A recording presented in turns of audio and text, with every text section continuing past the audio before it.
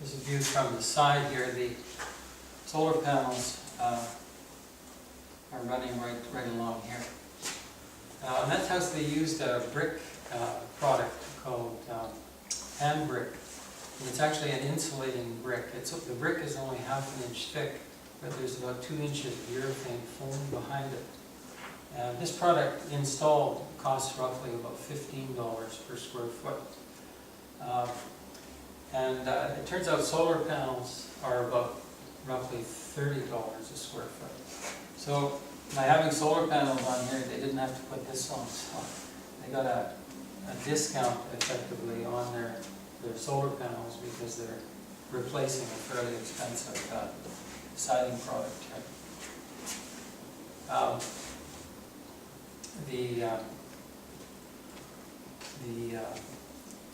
Another thing that was done on the house, all of the rainwater meters here were later plumbed to go and collect the rainwater and feed it into some storage tanks in the basement. And so here you can see there's beneath the crawl space floor in the home, there's a large storage tank which has a capacity to gather rainwater from the home. And that water is used for 2 purposes: one for flushing toilets, and also for exterior water use in the home. And I believe this home here as well will be capturing rainwater when it's going to be located on an acreage near north of Langham when it's moved from here. And there, the only water available is trucked. There's no municipal water system there. And so anything you can do to conserve the water is, and like Mike here and his wife probably grew up in a home that had a cistern where you were very conscious about not wasting water because somebody had to haul it by hand or. If you think about it, we live in a very dry climate here. We only get about 10 inches of rain a year here. I grew up in Vancouver, and at the airport you get 40 inches of rain a year. My sister lives in Tofino, and they get 100 inches of rain a year. So we're pretty close to being in a desert, actually, here in Saskatchewan. You believe it this year? Yeah, except for this year. So the R values, we used a lot of insulation, R80 in the attic, and so forth.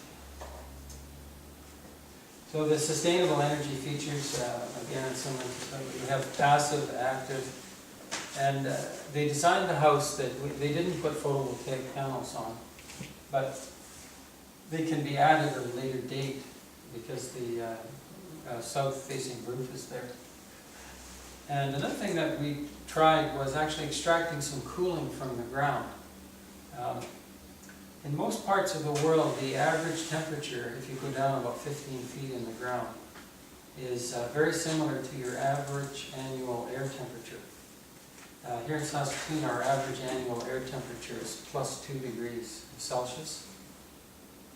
And if you have a well, down 15 feet, the well water temperature on average would be around 5 degrees Celsius, so they're pretty close. And so there's some cooling available there, and this is what was done to gather the cooling from the home. And I don't have time to get into it, but basically we ran some pipes down into each one of the piles, pumped water through there. The water got chilled by going into the ground, and then they had a fan coil to distribute the cooling through the house.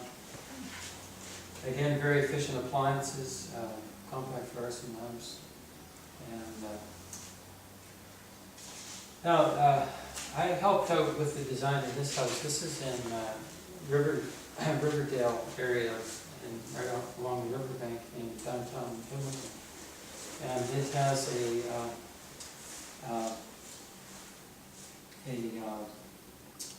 duplex design here in this particular neighborhood. The owner for this, or the builder for this, actually lives in the house just behind here. And he had his eye on this lot. It was a fairly old, decrepit house. And so they recycled it and put this on. And it's a vertical split duplex. And these are the solar electric panels on the home. And these are the solar thermal panels, which are vertical as well. And here's the some of the features on it. At the time it was built, it was one of the best insulated houses in the world. It actually went with quadruple glazed windows on the northeast and west.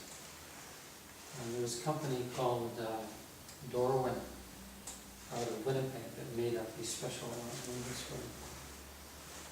Have to be careful with a really hot window like that.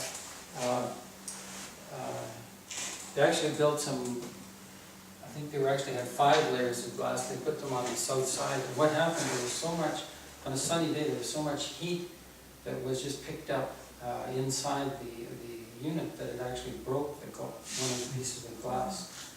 So you're going to be careful about putting too much glass on the south side.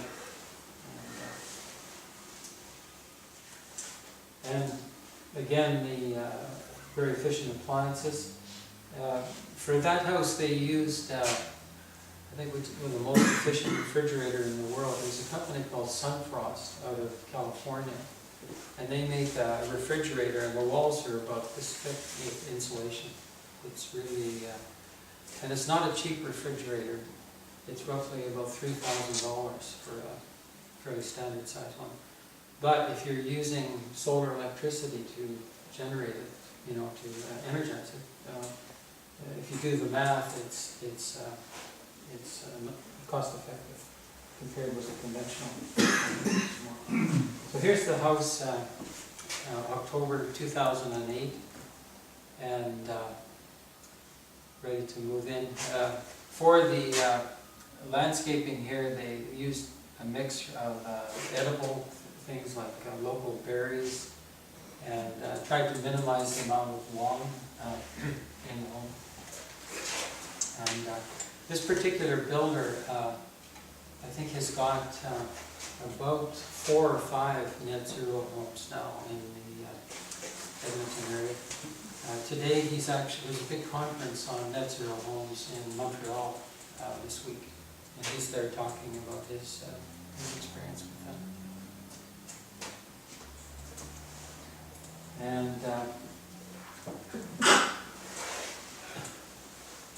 over the years, we've been monitoring these houses for energy consumption. And engineers, we use things like kilowatt hours per square meter. So the average home in Saskatoon right now would use roughly about 300 kilowatt hours per square meter of floor area per year. And the conservation house went from 300 down to 76. Our home is running at about 47.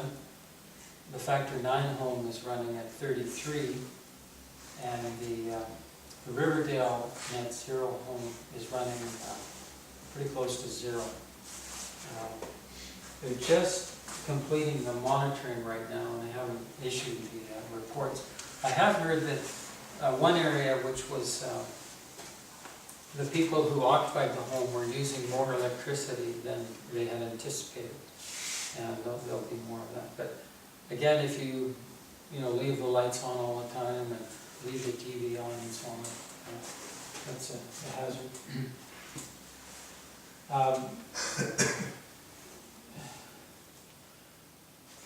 When I first came to Saskatoon in 1970, I lived in a home on Colony Street, and I'm sure the attic in that house had maybe about R7 insulation in it.